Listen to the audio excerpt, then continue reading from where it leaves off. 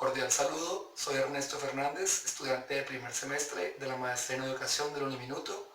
Hoy les vengo a mostrar las relaciones que hay entre el aprendizaje y sus bases biológicas a través de dos ejemplos, uno de mi contexto laboral como educador y otro de mi contexto familiar, en los cuales evidencio cómo, a partir de la tecnología, se puede lograr el aprendizaje. En cada ejemplo les mostraré sus bases biológicas y además las ventajas y desventajas. A través de la historia, el aprendizaje se ha concebido de distintas maneras. Para los conductistas, es la asociación entre estímulos y respuestas, haciendo énfasis solo en lo observable. Para los cognitivistas, es la adquisición de conocimientos y habilidades a través de estructuras mentales, teniendo en cuenta percepciones, pensamientos, creencias, emociones. Una definición reciente lo considera como un proceso que implica un cambio duradero de los patrones conductuales y comportamentales, como resultado de la interacción con el entorno.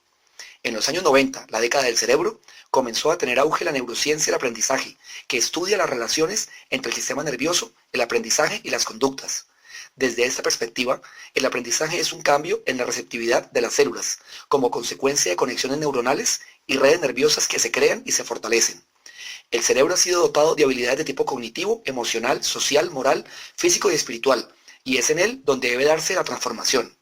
La brecha entre los resultados de aprendizaje obtenidos y esperados está en que los cambios se proponen hacia lo externo, sin entender que vienen de adentro.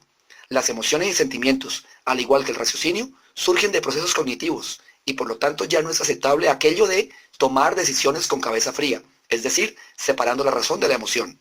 En síntesis, la neurociencia ofrece otra mirada del aprendizaje que enriquece el fenómeno educativo, pues aporta elementos valiosos para entenderlo en función de la actividad cerebral y no exclusivamente de agentes externos.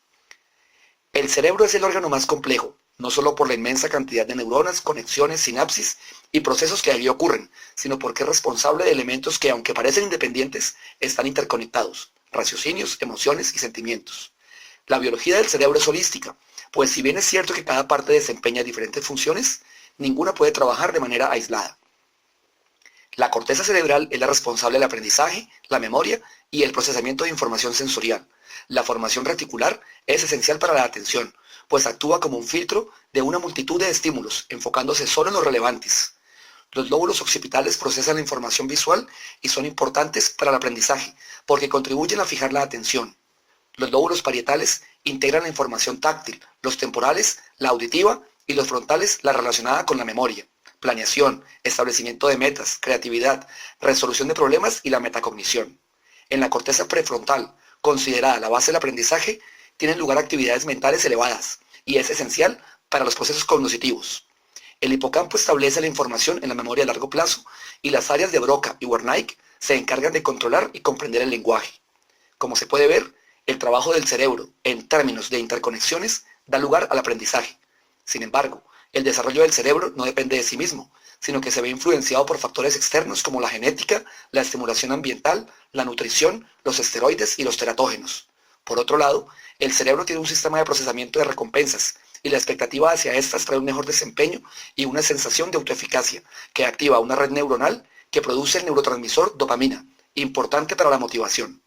A continuación, presento dos ejemplos de aprendizaje utilizando la tecnología. En el primero me refiero a la manera como mi hijo aprendió las bases del tenis mediante el juego Wii Sports de Nintendo. A pesar de que nunca había jugado tenis, acercarse a este deporte a través del videojuego fue motivador y le ayudó a enfocar la atención, a través de los factores ambientales, de la novedad, la atención y el movimiento, además de la sincronía entre la información visual, auditiva y táctil. Esta fue una práctica educativa efectiva al permitirle simular un deporte en una atmósfera positiva, fomentando su aprendizaje dentro de una seguridad emocional, con el beneficio adicional del control de postura, equilibrio corporal y desarrollo de motricidad gruesa. Además de las ventajas mencionadas, esto permitió la transferencia, pues poco tiempo después ya conocía sus reglas y pidió ser matriculado en una escuela de tenis, es decir, hubo un buen procesamiento de la información sensorial adquirida. Como desventaja, no siempre hubo mediación y acompañamiento de alguno de los padres, de manera que interactuó con un aparato, lo cual es, en cierta forma, una deshumanización del aprendizaje. En el segundo ejemplo, hay una situación de aprendizaje del movimiento parabólico en grado décimo. Después de una aproximación teórica a las variables que intervienen, desarrollé una simulación interactiva con los estudiantes, en la cual les propuse varios retos en función de la manipulación de esas variables, promoviendo sincronía entre estímulos táctiles y visuales con la lógica. Después de la simulación, realizaron un experimento haciendo la transferencia de lo trabajado en la simulación.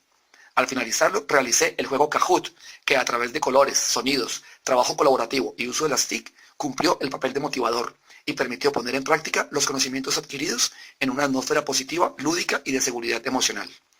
Combinar la simulación de variables con su aplicación en campo y la lúdica tuvo la ventaja de generar aprendizaje significativo. Además, la actividad se enmarca dentro de la enseñanza para la consolidación, pues integra procesos de organización, repaso y elaboración. Como desventajas, no siempre es posible desarrollar conceptos a partir de la tecnología y la lúdica, lo cual puede conducir a una actitud de resistencia del estudiante cuando se aborden conceptos desde otras didácticas.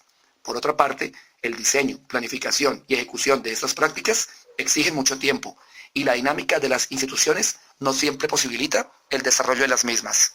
En conclusión, aunque la memoria es importante, los procesos de enseñanza deben posibilitar ambientes que conduzcan a aprendizajes significativos, que impliquen la transferencia de habilidades y capacidades de razonamiento en ámbitos extrínsecos a la escuela. El maestro debe entender que no solo el saber que comparte con sus estudiantes influencia su desarrollo cerebral, sino que también lo hace en sus actitudes, emociones, motivaciones y palabras. Se enseña con el ejemplo, pues el cerebro aprende a través de patrones.